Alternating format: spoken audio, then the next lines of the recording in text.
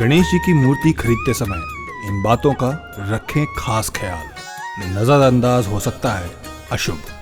हिंदू धर्म शास्त्रों के अनुसार भाद्रपद महीने की शुक्ल पक्ष चतुर्थी तिथि को भगवान गणेश जी का जन्म हुआ था। इसके उपलक्ष्य में इस पर्व को देश भर में बड़े ही धूमधाम और हर्षोल्लास के साथ मनाया जाता है। इन दिनों गणेश जी के विभिन्न रूपों की पूजा की जाती है। ये पर्व खास तौर से महाराष्ट्र, गुजरात, कर्नाटक और उत्तर प्रदेश में मनाया जाता है। इस पर्व के दौरान लोग अपने घर में गणेश जी की मूर्ति स्थापित करते हैं और 11 दिनों तक उनकी सेवा की जाती है। अनंत चतुर्दशी के दिन गणेश जी की प्रतिमा का विसर्जन किया जाता है। धार्मिक मान्यता है कि जो जातक इस दिन सच्चे मन से व्रत रखता है और साथ ही विधि विधान से गणेश जी की पूजा अर्चना करता है, उस जातक की सभी मनोकामनाएं पूर्ण हो जाती हैं। दोस्तों, लेकिन क्या आप जानते हैं कि भगवान श्री गणेश जी को घर में रखने के कुछ नियम होते हैं। वास्तुशास्त्र के अनुसार अगर इन बातों को नजरअंदाज कर दिया जाए तो ये अशुभ भी हो सकता है। तो आइए जानते हैं श्री गणेश जी को वास्तुशास्त्र के अनुसार घर में रखना चाहिए या नहीं। नृत्य करती मूर्ति न लगाएं।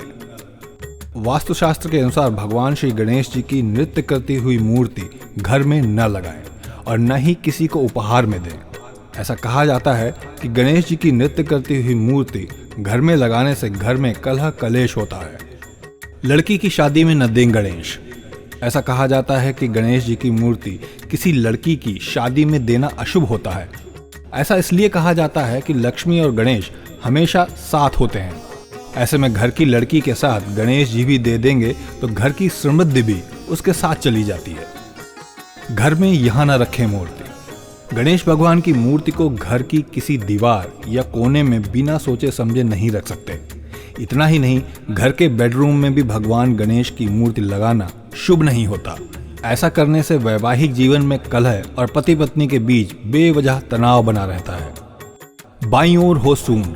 अगर आप घर के लिए गणपति लेने जा रहे हैं तो इस तरह के गणपति खरीदें जिनकी सूंड बाईं ओर की तरफ हो।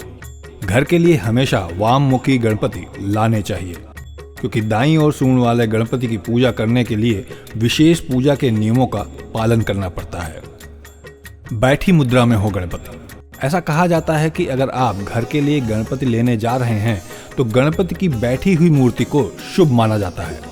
ऐसी मूर्ति की पूजा करने से स्थायी लाभ होता है। इतना ही नहीं, इस दौरान आने वाली रुकावटें भी दूर हो जाती हैं। गणपति की ऐसी मूर्ति न लें जिसमें गणेश के कंधे पर नाग के रूप में जनेऊ न हो। ऐसी मूर्ति को भी अशुभ माना जाता है जिसमें गणेश जी का वाहन न हो। ऐसी प्रतिमा की पूजा करने से दोष लगता है। गणेश जी की ऐसी मूर्ति की स्थापना करें जिनके हाथों में पाश और अंकुश दोनों हो। शास्त्रों में गणपति जी के ऐसे ही रूप का वर्णन मिलता है। आप सभी को गणेश उत्सव की हार्दिक बधाइयाँ।